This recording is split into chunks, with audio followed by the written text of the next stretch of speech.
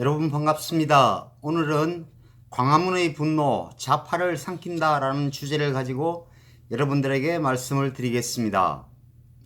조국 법무부 장관 퇴진을 요구하는 광화문의 대규모 집회 다음 날인 4일 정부 여당은 광화문 집회는 폭력 동원 집회라고 하면서 국가 원수를 모독한 내란 선동 행위라고 맹비난했습니다. 이어 집회 주최자인 정광훈 목사에 대해서 내란 선동과 폭력 교사 혐의로 검찰에 고발을 했습니다.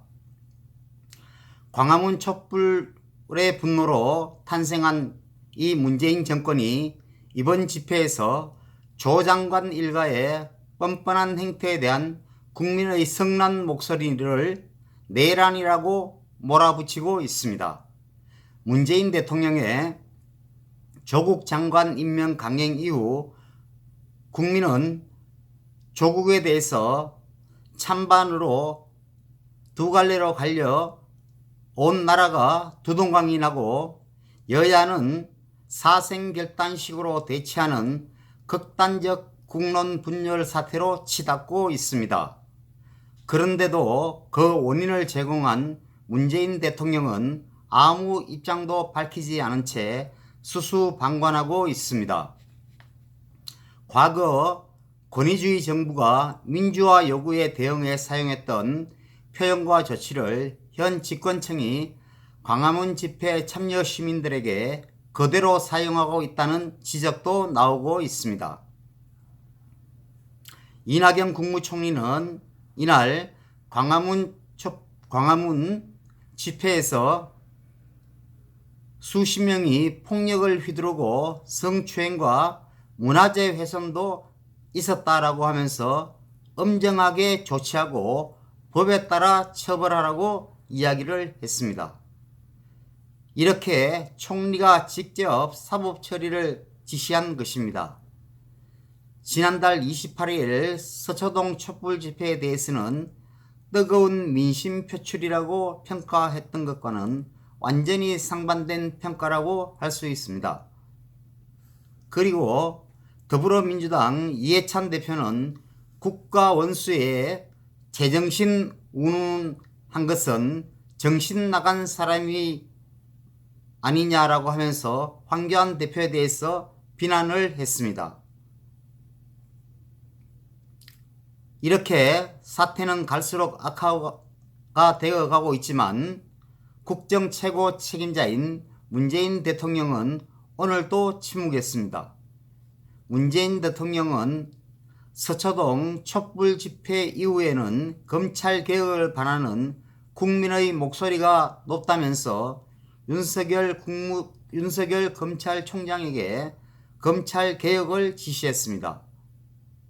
이에 화가 난 시민들이 2016년 탄핵 촛불 집회 이후 최대 규모의 집회를 열었지만 이에 대해서는 문재인 대통령은 한마디도 하지 않고 있습니다. 문재인 대통령은 취임사에서 통합과 공존의 새로운 세상을 열어가겠다고 말을 했습니다. 그러나 지금은 친정부 시위대에만 귀를 기울이며 거리 대결과 분노를 부추기고 있다는 지적이 나오고 있습니다.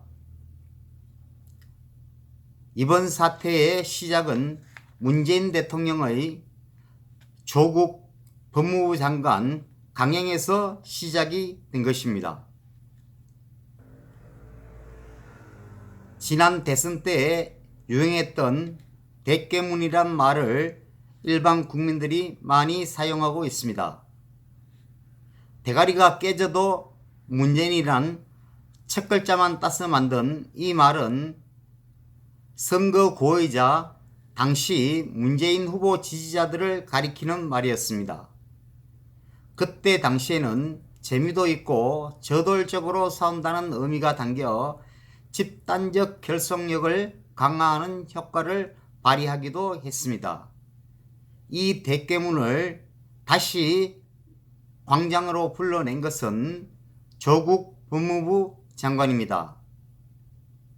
이 비리 덩어리며 수사 대상인 조국을 장관 후보로 지명을 하면서 대통령 국정 지지율이 40%까지 떨어졌고 국정에 대한 부정적 평가 비율이 50% 후반대로 늘었습니다. 조국 장관을 통해 586 운동권 출신 진보 그룹의 민낯을 보면서 많은 사람들은 환멸을 느껴서 하나둘씩 이 586 진보 세력들에 대해서 등을 돌리기 시작했습니다. 그러자 맞으면서 가겠다는 조국 장관을 지지하는 사람들이 다시 모이기 시작했습니다. 이번에는 대가리가 깨져도 조국이라는 그 고를 내걸고 사람들이 검찰청사 앞에 모였습니다. 이들은 이번 주말에도 서울 서초동 검찰청사 앞에 모여서 조국 수사 중단, 검찰 개혁 등을 외치고 있습니다. 이들은 집단의 힘으로 여론을 원하는 대로 바꿀 수 있다고 생각을 하는 모양입니다. 이 어리석은 생각은 대단히 위험하고 국론을 분열하고 나라를 망치는 생각입니다. 이들은 마음에 안 드는 기사 링크를 올려놓으면 우르르 몰려가 공격하는 무한도전을 벌이기도 합니다. 한 명 한 명 이 세력들을 개별적으로 보면 이들도 같은 시대를 살아가는 평범한 이웃들이고 누군가의 부모이고 형제 자매들입니다. 하지만 대깨문이라는 집합이 되는 순간 막무가내식 과감성과 저돌성을 드러내고 있습니다. 지난 대선 때 대깨문은 나팔문, 나라를 팔아먹어도 문재인이라고 이야기하는 나팔문이라고도 불렸습니다. 과장 섞인 표현이지만 선거만 이기면 인륜을 저버리고 나라가 망해도 상관없다는 극단적 발상은 이제는 이 사회에서 반드시 없어져야 할 대상입니다.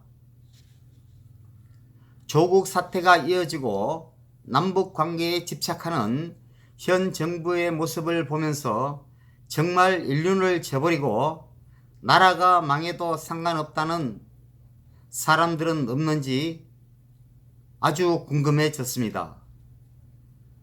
무리 속에서 사람들은 너무 쉽게 자신의 개별성을 망각하기 때문입니다.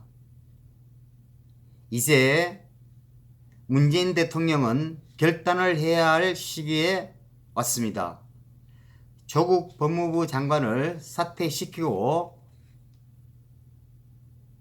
10월 9일 제2차 조국 사퇴 문재인 퇴진 집회 이전에 문재인 대통령은 대국민 사과를 하고 스스로 자신의 거취를 결정을 해야만이 더 이상 이 나라가 이렇게 분열된 나라로 가지를 않고 다시 이 나라를 살릴 수 있는 그런 사회로 갈 수 있다고 저는 생각합니다. 이 온 나라가 엉망진창이 된 이 시국을 풀 수 있는 오직 한 사람은 문재인 대통령입니다. 이제는 전자에도 언급했듯이 결단의 시기가 왔습니다. 이 국민들의 분노에 찬 목소리가 들리지 않습니까? 지금도 청와대 앞에는 수많은 인파들이 모여 철야 농성을 하고 있습니다. 이 농성에 울림이 청와대까지 반드시 전달되어서 문재인 대통령의 결단을 촉구하는 바입니다.